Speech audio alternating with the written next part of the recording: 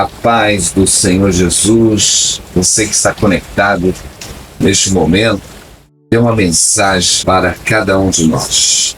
A mensagem precisa cortar aqui primeiro, para que a palavra de Deus possa transpassar os nossos corações e nos transformar na vontade de Deus. A mensagem que eu tenho do apóstolo Paulo em 1 Coríntios: se nós esperarmos por Cristo somente nesta vida, somos os mais miseráveis dos homens. Não devemos buscar a Deus só para as condições momentâneas ou terrenas, para nos beneficiarmos ou sermos socorridos apenas nessa vida. Deus tem algo muito maior, muito mais tremendo. Nós precisamos entender o que Deus tem para nós, meus irmãos. Precisamos estar debaixo de total obediência a Deus.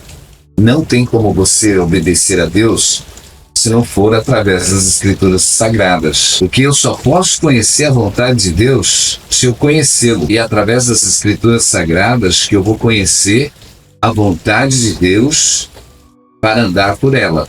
Então você precisa conhecer a vontade de Deus para andar por ela. Nós estamos sendo resgatados, nós precisamos permanecer. A graça, meus irmãos, é uma condição que nós recebemos de Deus para arrependimento dos nossos pecados e para nós permanecermos em Cristo. É necessário você permanecer no Senhor, andar com o Senhor em todo o tempo, ser um discípulo de Cristo. A transformação, ela é total, meus irmãos. E o único jeito de nós sermos resgatados e vivemos é nós andarmos na vontade de Deus, nos seus mandamentos, ser dependente de Deus. Precisamos ser totalmente dependentes de Deus. Precisamos sair do caminho da autonomia, precisamos sair do caminho que faz nós enxergarmos a nossa razão, nosso entendimento. Precisamos aprender a se sujeitar ao Evangelho, sujeitar-nos a Deus, se sujeitarmos à vontade de Deus,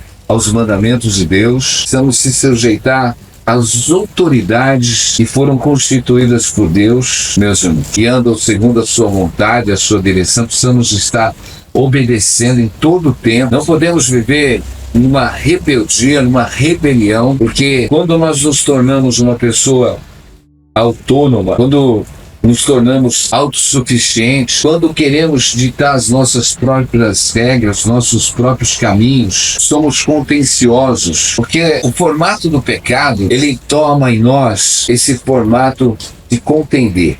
Queremos nos justificar em todo o tempo e queremos justificar os nossos erros, meus irmãos. Criamos argumentos. Eu digo que a lei do Senhor é perfeita, a lei do Senhor não tem brecha, mas os homens querem criar argumentos para os seus erros, para os seus pecados, e se justificam por palavras. Mas quando nós temos o princípio da sabedoria, que é o temor ao Senhor, e quando nós buscamos o conhecimento do Altíssimo, quando nós estamos sujeitos à sua palavra, quando nós obedecemos a Deus e temos que ser cumpridores, não só ouvintes da palavra, mas cumpridores da palavra de Deus, quando temos esse temor de ser íntegros, conhecer a palavra do Senhor na integridade para vivê-la, meus irmãos, o próprio Espírito Santo de Deus, ele vai nos formatando, nos transformando, porque nós precisamos tirar esse formato humano, meus irmãos. O mais difícil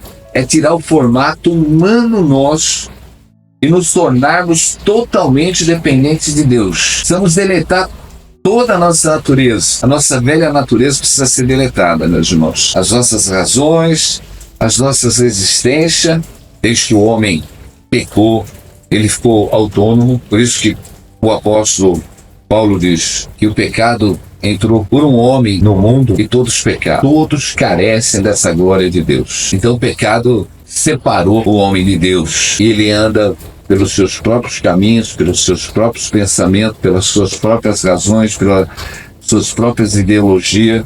Como o pecado entrou por um homem no mundo, por um homem também houve a salvação. Por um homem veio a rebelião, mas por Jesus Cristo vem a obediência. Nos tornarmos obedientes ao Evangelho, meus irmãos. Teonomia, sermos guiados pela palavra, pela vontade de Deus, estarmos sujeitos a Deus. Precisamos estar sujeitos a Deus. A rebelião, meus irmãos, é ação maligna.